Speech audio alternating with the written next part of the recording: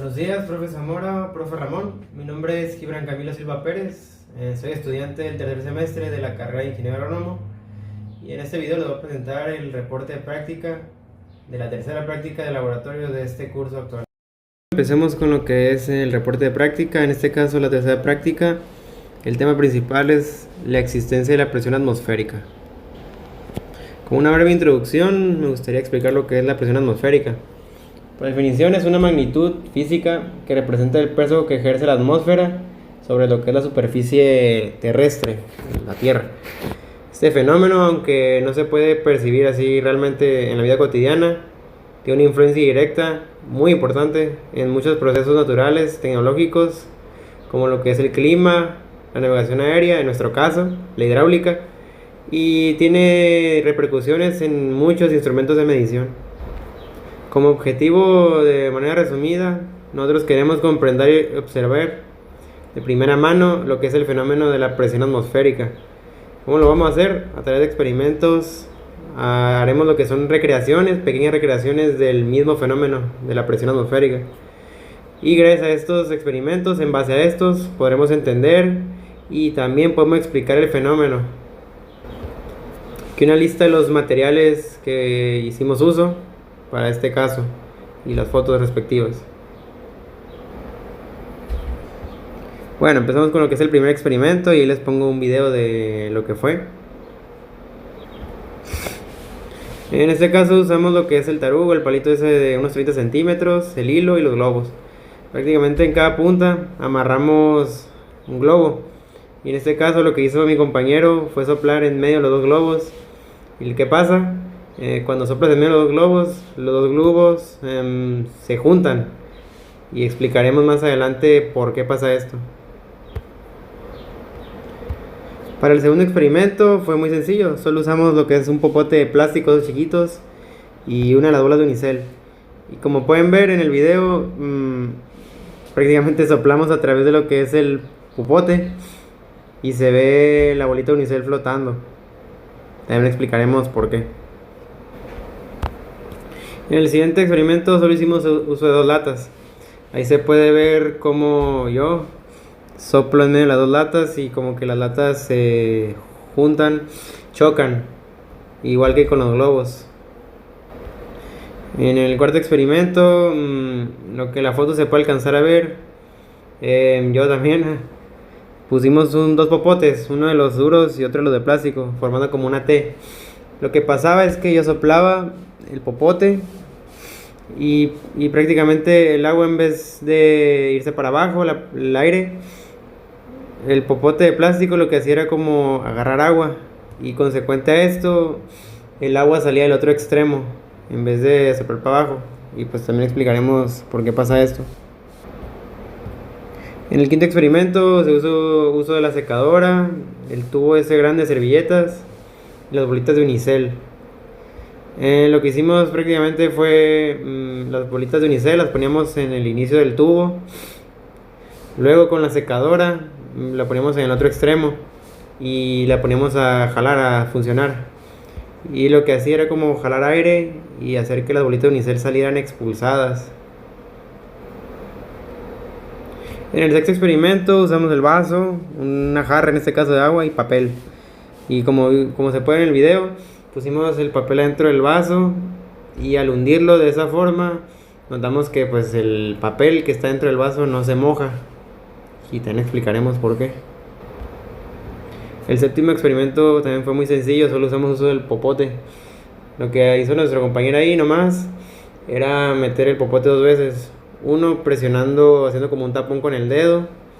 Cuando pasa eso, vemos que pues no saca agua el popote al sacarlo del recipiente. Y ya cuando mete el popote sin el dedo, o sea, sin tapar el extremo del popote con el dedo, vemos que al sacarlo del agua, este expulsa la misma agua, diferente al anterior. Este experimento fue un poco más laborioso, más objetos usaron, por ejemplo la vela, el recipiente con agua, el vaso y un encendedor en este caso. Prácticamente pues metíamos la vela a un recipiente, luego lo encerramos en un vaso de agua y le poníamos agua alrededor del recipiente.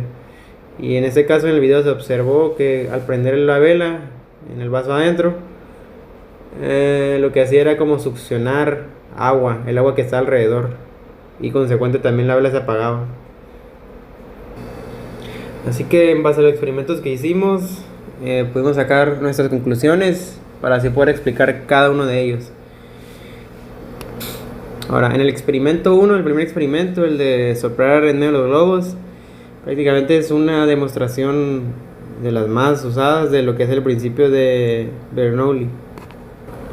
En pocas palabras, el principio de Bernoulli, explicado fácilmente, en términos simples, es cuando un fluido se mueve a través de un conducto. Cuando esto pasa, la presión disminuye a medida que su velocidad aumenta y viceversa. En este caso, al soplar aire con fuerza entre los globos, se creó lo que es como un área de baja presión entre los globos, y consecuente a esto los globos chocaban.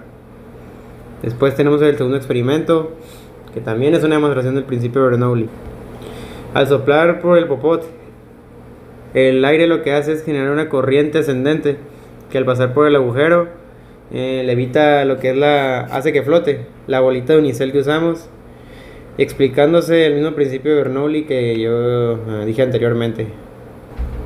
En el tercer experimento, el de soplar en medio de las latas, pues prácticamente fue lo mismo que el de los globos. Se crea una área de baja presión entre las latas, ocasionando su choque. En el cuarto experimento fue el experimento de cuando soplé con dos popotes y el agua salía del otro extremo. Al soplar con fuerza, el aire es obligado a pasar por el popote. Su velocidad se incrementa, dando lugar a una reducción, a una baja de presión. De este modo, la presión del aire en el otro extremo del popote, en el otro extremo que está sumergido, será menor que la atmósfera que ejerce sobre el agua situada fuera del popote. Esto hace que el agua suba por el popote que está para abajo, de manera que cuando alcanza el extremo superior es pulverizada por la corriente de aire. En el quinto experimento, el de la secadora, que volaban las bolitas de unicel a través del tubo de servilleta, la presión atmosférica que se encuentra bordeando la pelota hace que salga expelida del tubo al haber un cambio en la velocidad de la salida en la terminación del tubo. En el sexto experimento, el del papel adentro del vaso de agua, el papel dentro de un vaso pues no se va a mojar al hundirlo en agua. ¿Por qué? Porque el aire atrapado en el vaso ejerce lo que es una presión que impide la entrada del agua, creando como un tipo de barrera que protege al papel de la misma agua, impidiendo su mojamiento.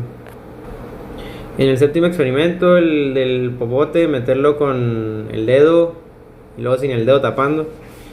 El agua se mantiene dentro del popote en el caso de cuando tapamos con el dedo. ¿Por qué? Porque el dedo crea un sello hermético. Este sello hermético lo que hace es que impide la entrada del aire. Y al levantar el popote del vaso, pues el agua no cae porque no retuvo agua debido a la presión atmosférica que le empuja hacia arriba. Y en este caso, cuando lo usamos sin el dedo tapando, no había un sello hermético que creara este efecto. En el octavo experimento, el de la vela dentro del vaso, la vela dentro del vaso lo que hace, como vimos, succiona el agua de afuera debido a una disminución de la presión atmosférica dentro del mismo vaso.